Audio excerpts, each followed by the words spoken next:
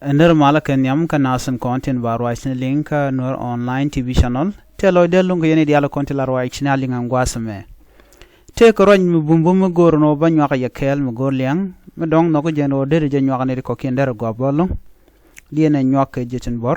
kenetin content dir ke teknore chit ko ngai kon no te gar ngwan lat krodian take thura need to five po santam ko korta ne ten paigo jen gor mano banyo ka ya ko gao ba mandan le roda ba jangach riga chitore wi kanasar chana jangach riga chitore wi ko lang chana jangach katin kon lat ko den re dan kon lat nuore ka jen gwasme gor jen obnate ke ling mo gwa ko batin kon lat ko den ba jangach banad bi ke dier ka ting nuore ko ntama nuore ka jen gwasme ntama te ke ting be long mo tore dan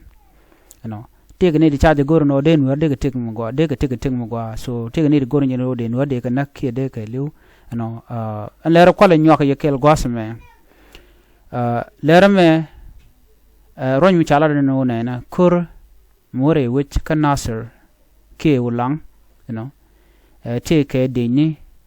ti cha jagan ta mala deni sspdf ti cha jak kre year be turun ba nyoka yekel so yo bia judgment dun bia kan la yen so just I'm simply sharing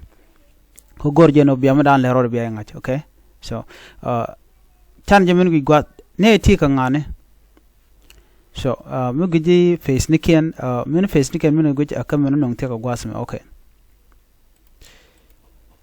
ne ti ka ngane so alayen che gor no biani okay look at them ne ti ka tat wala ka jang wala ka ngane wala ka ji ko toria gejun ku yen kede so many judgment many large cause right now kirma yadit lamme lerete right now che jien ka dong de na de mal ko jen jaga na ga pin ngene no ko kor gwa pai woni ko na tere wi ko lang ci kala no te ke ne di kan ga kep ne ko ne don ke sspdf alo ci kan ga kep ko gor kan o de kuma kanang alo de kanang ka do badan ngai ko na jen wo ran mu cha de kep dong de jen ko cha kep ka cha mai ke cha ka yor fin dong de jen da dorin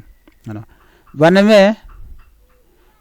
mugien tur de me mutu ko ntama so a jere year na la dana ngai kone dien nen bo gwadam okay where they are heading gije o dongo kan ka de ko ka ulang ke de ko kan nasir ko jen do pa mi a nyok gije metin kone jela ko banu gije ka stadan me jidi ti dien gije no jel ka metin tede so de yen gije mena ka gije ketin